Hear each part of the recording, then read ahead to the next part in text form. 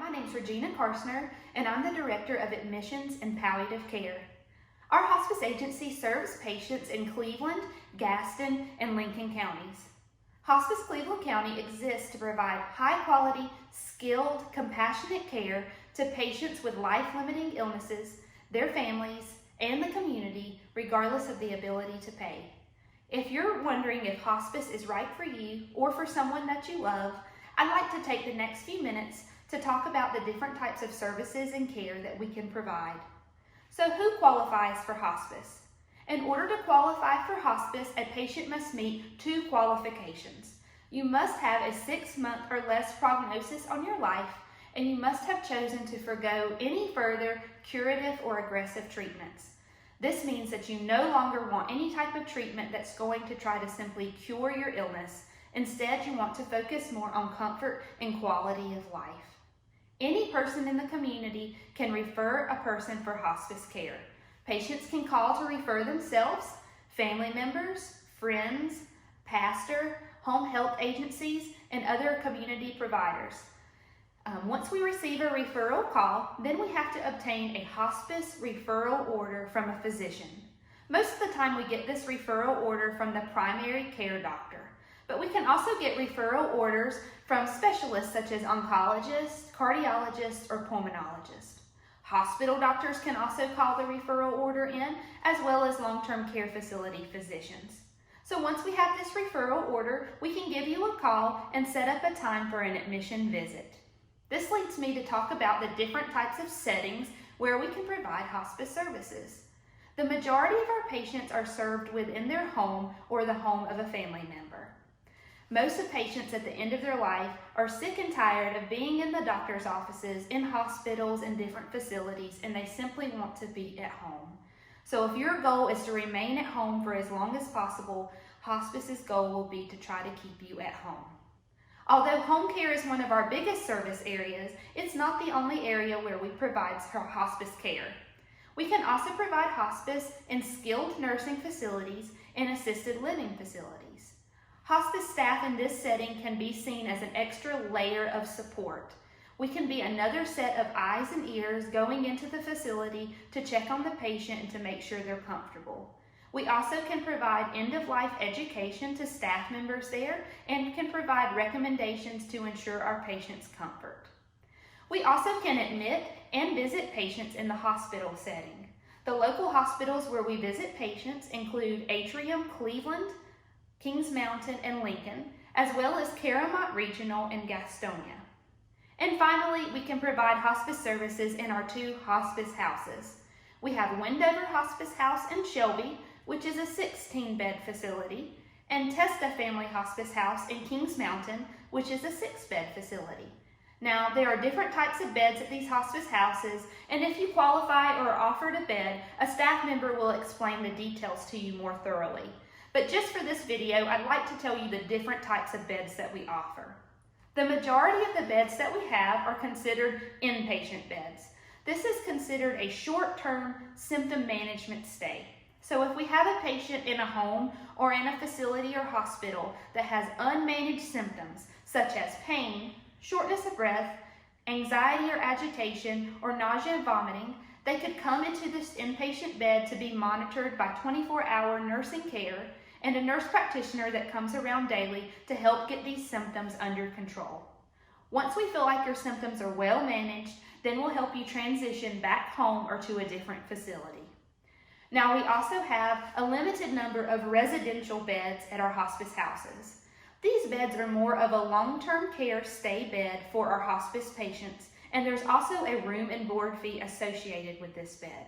Now, if you're offered one of these type of beds, a social worker will explain the details to you. And finally, we also offer respite stays. These respite beds not only help our patients, but also our caregivers. If you are a 24-hour caregiver to a patient in a home, or just a caregiver in general, and let's say you have home renovations or repairs to make, maybe you have a vacation coming up, or maybe you're just exhausted and you need a break, then patients can come to stay for up to 5 nights in one of our respite beds in order to give our caregivers the rest that they need. Now let's talk about some of the services that we can provide. So no matter what kind of setting you're receiving hospice under, you will be assigned a team.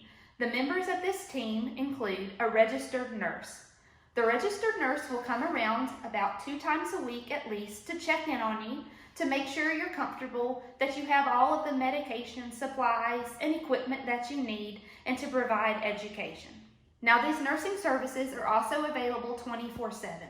So if you happen to have a need at 2 o'clock in the morning, simply call our main hospice number and ask to speak to a nurse.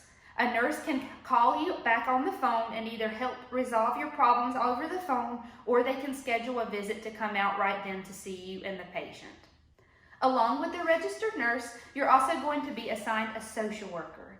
Now, this social worker can help with needs such as filling out advance directives and living wills. They can also be an excellent resource to let you know what kind of resources are available in the community. They know the ins and outs of Medicare and Medicaid and can help you with that, as well as helping you if placement is a need. So if you're at home and it's time to consider looking at long-term care placement, the social worker can get the ball rolling for you. You're also going to be assigned a grief counselor and a chaplain. These members of the supportive services staff exist to help meet the needs mentally, spiritually, and emotionally of our patients and families. We recognize at hospice that simply meeting the physical needs of our patient isn't enough. We treat our patients and our families as a whole and want to meet all of the needs that we can. Now, also, while you're talking to your registered nurse, make sure you let them know if you have any CNA needs. We can set up the CNA to come around and on a regular schedule to provide daily care needs such as bathing and other personal care needs. So that's the members of your team. Let's talk about the other types of services. If you have any kind of equipment needs, we'll get those ordered for you. If you need a hospital bed, oxygen, a wheelchair, walker, shower chair, or bedside commode, we can get that equipment ordered and most of the time get it delivered to you on the same day. Hospice is also going to start managing your medications.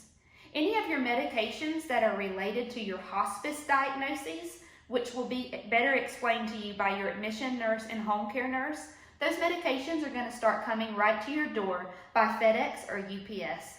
So you don't have to worry about waiting in lines at your local pharmacy to get refills. Simply let your nurse know on one of her weekly visits that you need a refill, and we'll make sure we get those delivered to you in a timely manner. Now, hospice is paid for in full by Medicare Part A. Medicaid also pays for hospice services, as well as most private insurances. So that's hospice in a nutshell. I wanted to finish this video by debunking some of the common hospice myths that I hear in our community. And I want to replace those myths with truths and facts to help you make better, well-informed decisions. So the number one hospice myth that I hear in our community is that hospice kills people. This myth could not be any further from the truth. Hospice exists to provide and help patients live as long as they can, as comfortably as they can. Research has even proven that terminally ill patients who have received hospice care live longer because they're more comfortable and they have higher quality of life because of the care that we provide. Another common myth that I hear is that hospice is only for cancer patients. Now, we do treat cancer patients, but hospice serves any patients with any life-limiting illness. Some of the most common diseases that we see here in our community includes congestive heart failure, COPD or other respiratory illnesses, kidney failure, and dementia. Another myth that I hear is I have to take morphine. Now, morphine is a common drug that we use at the end of life, but not every patient is automatically prescribed morphine. We see medications as a way to only benefit our patients and to never harm them. Our hospice nurse practitioners do an excellent job at ensuring that our patients are never under-medicated or over-medicated. We only see medications to use when it's going to benefit our patients and when it is necessary. Another myth that I hear is that all patients go to the hospice house. Well, we know this simply isn't true. Like I already said, most of our patients are treated at home. And because our home care staff does such an excellent job at managing those symptoms, most of our hospice patients never have to step foot into a hospice house. although our hospice houses are there when the need arises. And one of the final myths I hear is that hospice always says no and they take away everything. Hospice Cleveland County tries to say yes as much as humanly possible for our patients and our families. Now, we will discuss stopping certain medications and treatments when it's deemed unnecessary or no longer beneficial to you. And we'll explain all of this in detail before we stop those medicines. Sometimes even stopping medications or treatments can lighten the load and the burden on you with not having to go pursue the treatments anymore or have to count pills and make sure you're on time to take everything that's scheduled. Along with hospice trying to say yes as much as possible, our teams strive to make end-of-life wishes and dreams come true. So if there's something that you really feel like you'd like to do or see or be a part of before your life is over, make sure you make those dreams and wishes known to your team, because we like to do everything in our power to see them come to fruition. I hope that this video was informative and helpful to you. Please do not hesitate to call our staff at any time. We're waiting to talk about starting this hospice journey together with you. Thank you.